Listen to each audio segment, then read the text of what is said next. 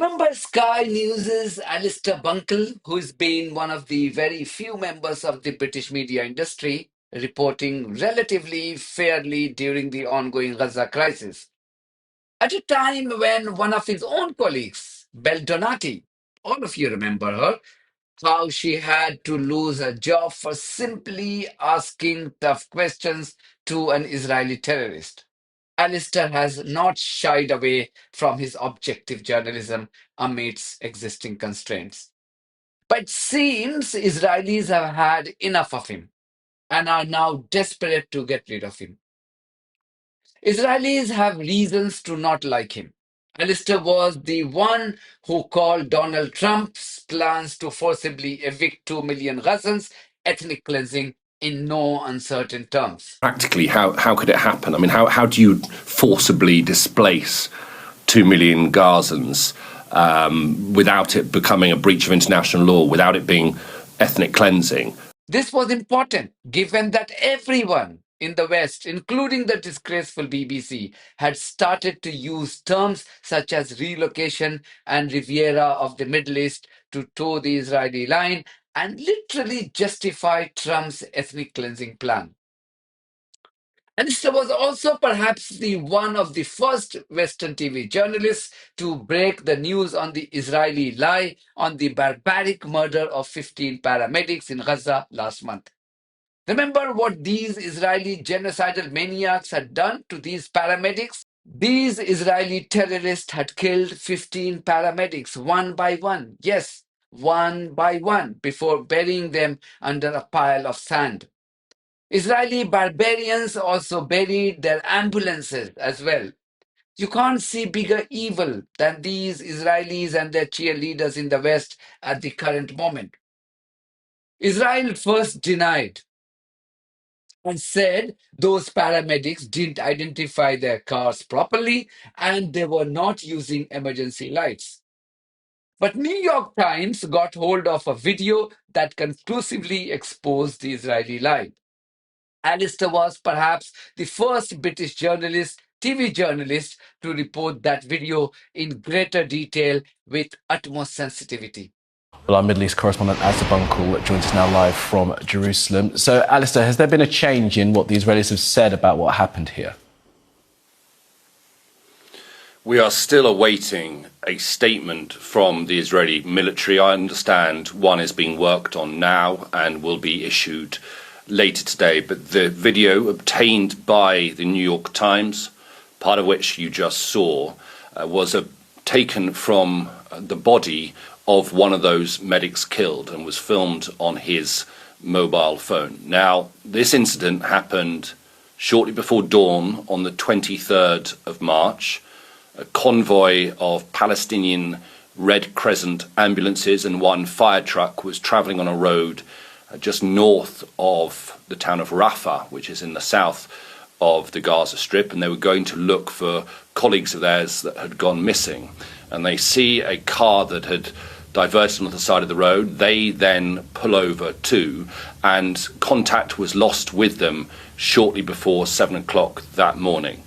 It was 5 days before their bodies could be recovered, and they were found buried under the sand in a mass grave. Now, the Israeli military initially said in a very confident statement that they did not, in their words, randomly attack these vehicles, and they blamed the vehicles for not having coordinated their movements with the IDF, saying that it was an operational zone.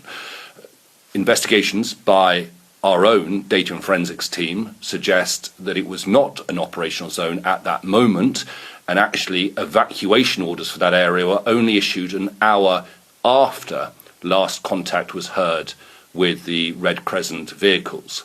The IDF also, and this is the crucial bit in relation to this video, said that those ambulances were travelling without their lights on and without any sign of them being emergency vehicles, and so therefore they were suspicious.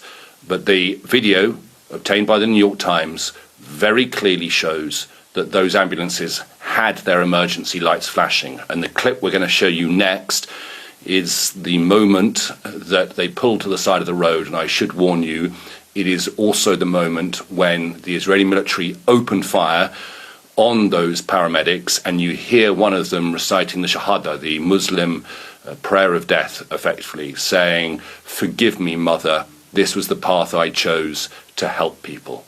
Hours later, British Israeli propagandist David Mencer, he was addressing a press conference when Alistair sent his question. Mencer read out his question before framing his typical propaganda. While doing so, Mencer also accused Alistair of giving more credence to what Hamas says over the settler colony of Israel. This prompted Alistair Bunkall to issue a clarification on his own channel. You can see the facial expression of this journalist as he desperately issues the clarification. That's the fear Israelis have generated in the minds of Western media journalists. Seem always willing to believe Hamas first before the democratic elected government of the State of Israel. So that was David Mencer then answering my follow-up questions to try and press him to give me an answer on what I originally asked. I didn't catch what he said at the very top, but it seems as though he was effectively accusing me of taking Hamas's word for it over the Israeli government word for it. I have to say, that is a complete distortion. It is the Palestinian Red Crescent, an internationally recognized emergency body, who have said that these were their workers, and the United Nations as well have said it.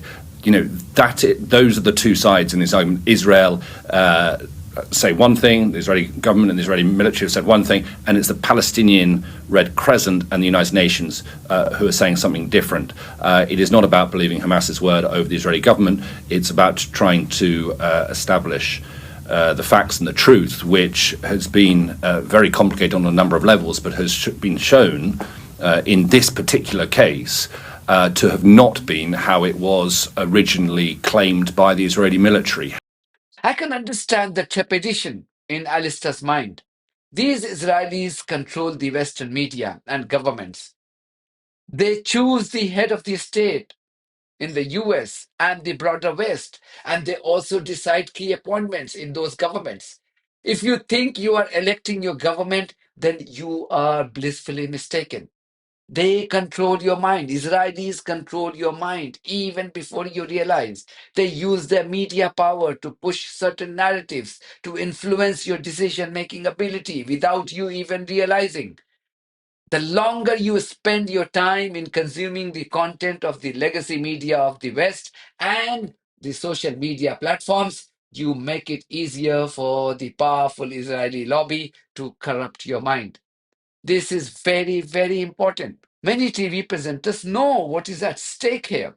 Just watch this Sky News presenter, Mark Austin, and see how he is making so much effort to just read out the Israeli clarification. He knows he simply cannot afford to get anything wrong when it comes to Israelis. And sorry about the sound issues there, but it was worth, I think, pursuing that. And just want to bring you some breaking news. And Israel's military says an initial investigation into the Israeli forces who shot paramedics in Rafah has resulted in a conclusion that the shooting came, and I quote, due to a sense of threat. The statement also goes on that it identified 6 Hamas militants in the shooting, though the Israelis certainly thus far have not given evidence for that, though it says, I'm just trying to see if there is any more, but it said, hang on, there's an IDF statement here. We shall see if the Israeli pressure will force Alistair for a course correction in days and weeks to come. That will be sad, but nothing is beyond the realm of possibility these days. That's it from me. Thank you very much for your support of this platform and our journalism on buymeacoffee.com and Patreon. If you do think that our journalism is worth supporting, then you too should consider becoming part of it. Details are there in the description of this video. In the meantime, if you haven't subscribed to my channel, please do so, because that's one of the many ways you can support independent journalism. And yeah, do not forget to like, comment, and share this content widely. God bless you all.